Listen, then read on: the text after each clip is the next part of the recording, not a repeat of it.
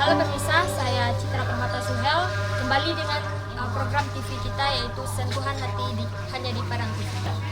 Kali ini pemirsa kita akan ke komunitas rumah belajar di Tanah Ombak.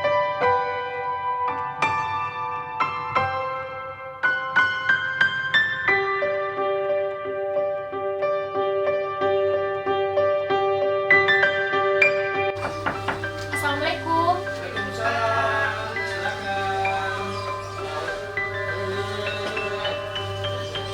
Assalamualaikum Pak. Oh ya, selamat datang ya. Bapak Suhendri ya. Nah pemirsa, kita akan berbincang-bincang dengan Bapak Suhendri mengenai Tanah Ombak. Ayo mari silakan duduk.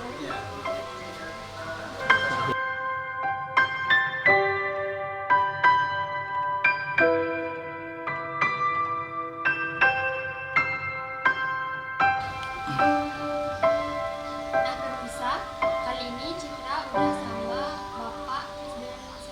Bapak Suhendri. Bapak Suhendri. Nah Bapak ini yang mendirikan Tanah Ombak, Ruang baca dan kreativitas. ruang baca Tanah Ombak. Rumah Tanah Ombak, ruang baca dan kreativitas. Ruang baca dan kreativitas. Nah Pak, dari judul ini kan sangat menarik kan Pak, Tanah Ombak. Apa makna dari Tanah Ombak? Oh ya. Tanah Ombak itu sebetulnya inspirasinya dari sebuah novel karya sastrawan Sumatera Barat Abra Yusra gitu kan. Tapi kita hanya mengambil inspirasi judulnya saja. Nah, ada dua hal yang bisa kita lihat dari Tanah Ombak. Pertama, secara geografis dia di pinggir pantai. Jadi anak-anak pantai yang sebenarnya ada di sekitar tempat kita ini. Kemudian ombak itu kan sesuatu yang dinamis, bergerak terus. Kita berharap anak-anak muda generasi Purus itu selalu menjadi anak-anak yang dinamis seperti ombak yang mereka saksikan tiap hari. Kemudian tanah itu Indonesia itu kan sangat subur. Tanah Indonesia itu menyuburkan, apa saja yang ditanam tumbuh.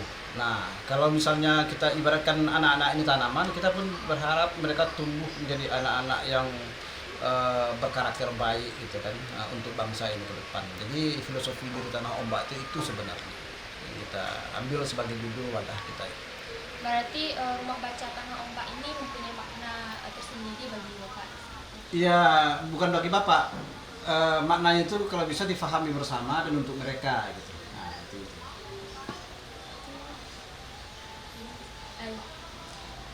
Berdirinya ini tahun berapa ya? Tanah Ombak itu pada dasarnya spiritnya sudah lama. Keinginan kita untuk membangun pustaka atau ruang baca di tengah-tengah masyarakat itu sudah sangat lama sekali sebenarnya.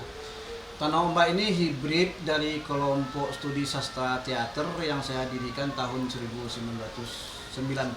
Jadi awalnya kami punya kelompok teater. Nah di teater itu kan juga dekat dengan dunia buku, dekat dengan dunia baca. Ya, anak-anak teater kalau tidak membaca, kalau tidak memahami buku itu dia akan tumbuh menjadi orang-orang teater yang kering. Nah itu intinya. Nah, lalu dari spirit itulah ketika berteater mengalami sedikit katakanlah stagnan gitu kan, atau perhatian saya agak teralihkan. Di akhir 2014 kita dirikan ini sebagai hibrid. Kalau dulu aktivitas teater itu kita fokuskan di Taman Budaya Provinsi Sumatera Barat, sekarang lebih kita alihkan ke lingkungan terdekat kita, tempat tinggal saya di rumah ini, dengan konsep teater lingkungan sih sebenarnya. Artinya aktivitas kesenian kita itu tidak bermanfaat untuk tontonan saja, tapi lebih kepada tuntunan.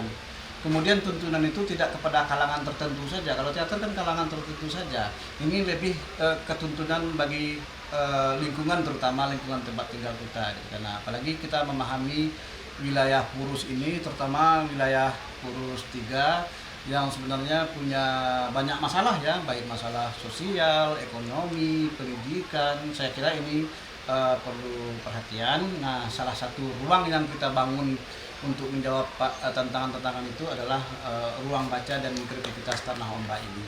Di mana untuk menghidupkannya tetap saja kita pakai seni sebagai alatnya. Jadi Kalau dulu teater itu sebagai ekspresi yang muatannya lebih kepada persoalan-persoalan yang mungkin berat-berat segala macam itu, sekarang teater saya gunakan hanya sebagai alat untuk membangun literasi di tengah-tengah masyarakat seperti itu. Berarti Pak di tahun 2014 berdiri. Ya, akhir 2014, lalu diaktakan secara formal di tahun 2015. Kalau untuk pendirinya siapa ya? Kalau pendirinya sebenarnya gagasan ini muncul seperti saya ceritakan tadi kan, bahasan membangun ruang baca kita sudah ada. Tapi ketika ini diformalkan, termasuklah anggota-anggota kita di teater dulu. Semester pertama itu penggiatnya itu adalah pemain-pemain saya, aktor-aktor saya. Di situ tuh ada OB, ada Fahmi, Rizky, banyak itu teman-teman dari pemain-pemain saya waktu itu.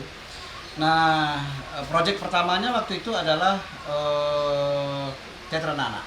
Kebetulan saya diundang sebagai sutradara untuk menyutradarai teater anak-anak. Saya ajak anak-anak di sini untuk main, jadi pemain saya, jadi aktor saya.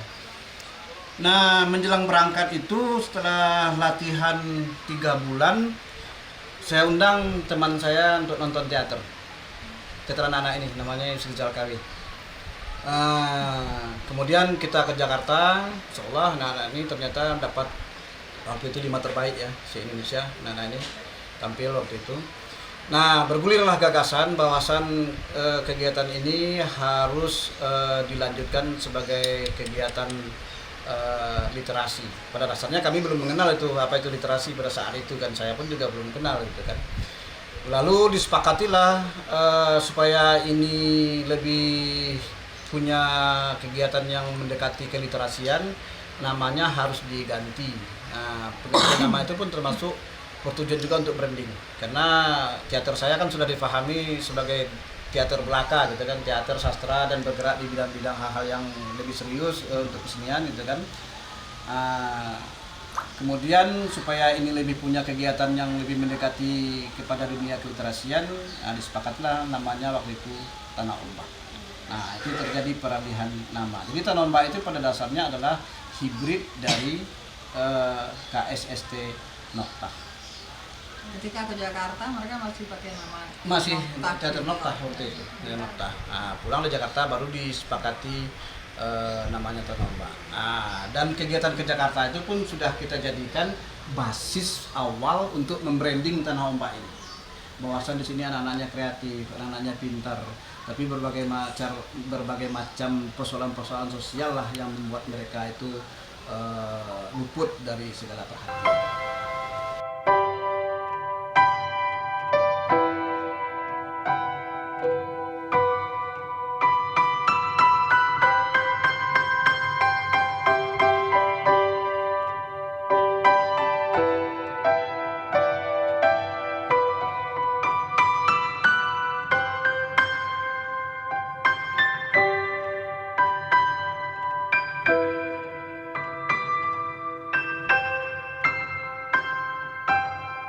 Lanjut, gimana Pak, tadi pertanyaan gimana cara mengajak anak-anak supaya tidak malas gitu atau ingin belajar di Tanah Ombak? Oh iya, oke.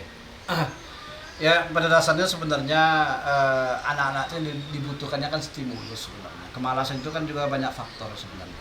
Yang pertama, yang dorongan dari keluarga yang tidak terlalu kuat. Kemudian pengaruh lingkungan yang sangat besar gitu. Artinya lingkungan mungkin lebih asik daripada belajar. Apalagi Tanah Ombak yang berurusan dengan buku ya. Buku itu kan sesuatu yang tidak menyenangkan sebenarnya. Karena senanglah main HP atau main bola atau main apa daripada membaca gitu kan. Nah, kita sebenarnya mencoba menjadikan seni terutama teater untuk mengajak anak-anak memang lebih suka main ke sini gitu. Jadi kita mengajak mereka ke sini itu bukan baca buku, tapi latihan teater. Cuma imbas dari latihan teater itu mereka harus membaca. Malahan sekarang kita sebenarnya sudah kerjasama itu dengan pihak Yayasan Kolibri namanya Perancis, dan kita bahkan bisa sekarang memberi jajan kepada anak-anak yang aktif 5.000 sehari. Jadi untuk jajan sekolah itu mereka nggak perlu mikirkan lagi, tapi kita bikin kewajiban mereka harus membaca di sini 2 jam. 2 jam. Caranya gimana untuk apanya? Membaca 2 jam itu mereka tuliskan dari jam berapa sampai jam berapa buah buku yang mereka baca. Terus sekali seminggu nanti kita resume. Resumenya gimana? Dan mereka menceritakan kembali apa yang mereka baca. Dan ini akan kita lakukan bertahap. Pertama mungkin menceritakan, kedua mungkin menuliskan, dan berikutnya mungkin mereka menceritakan dan menuliskan bukan buku lagi, tapi apa yang menjadi gagasan dan inspirasi mereka. Seperti itu. Jadi artinya supaya mereka tidak malas, memang kita harus mencarikan berbagai hal-hal kreatif untuk mereka tertarik dengan apa yang terkait dengan keliterasian ini. Seperti itu. Nah pemirsa, nah itu sejarah dari terbentuknya komunitas Rumah Belajar Tanah Ombak ini.